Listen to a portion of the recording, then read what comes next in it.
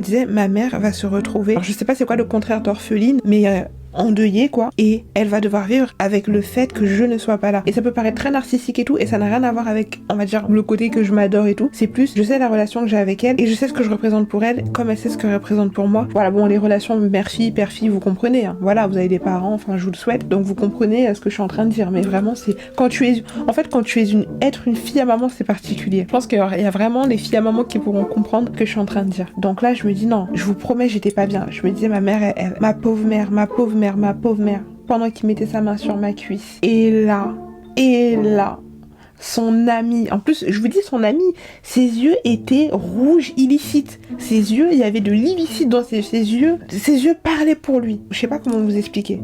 Et en plus, le risque aussi que j'ai pris, c'est que je suis montée en voiture avec eux, avec cette odeur illicite et ses yeux rouges écarlates illicites. Imaginez s'il y avait eu un contrôle de police, peut-être que j'aurais dû aller. Moi, j'ai rien sur moi, mais là, dans la voiture, ça se voyait qu'il y avait des choses incroyable que je ne saurais vous citer parce que je ne connais pas le nom de ces substances-là, mais enfin je sais pas moi, si t'es dans une voiture avec des gens qui ont des trucs, est-ce que toi aussi tu vas en prison ou pas? Enfin il y a tout ça qui commence à me venir en tête et tout. Là son ami arrive, son ami voit la situation et son ami comprend la situation et il lui dit viens voir et tout. Et je sais pas, il commence à lui parler et tout. Et après son ami dit, il me regarde et tout, il me dit vas-y viens on y va et tout, lève-toi on y va. Donc du coup on se lève et tout, on monte dans la voiture et tout, on commence à rouler. Alors moi je comprends pas l'arabe, il parlait en arabe avec son ami et je sentais qu'en fait son ami était en train de l'engueuler et en fait les peu de mots qu'il a dit un peu en français c'était en gros moi je vais pas aller au trou ou un truc comme ça pour toi, non vous voyez. Et en fait à un moment donné je me rappelle vraiment de son ami qui me dit dans la voiture t'as quel âge? Je lui dis ouais j'ai 15 ans et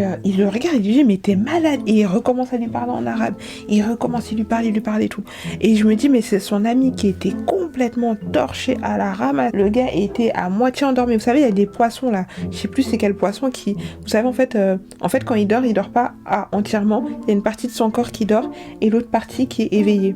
Il était éteint et c'est cet ami-là avec le peu de conscience qui lui restait qui lui a dit c'est mort. Il lui a vraiment dit c'est mort.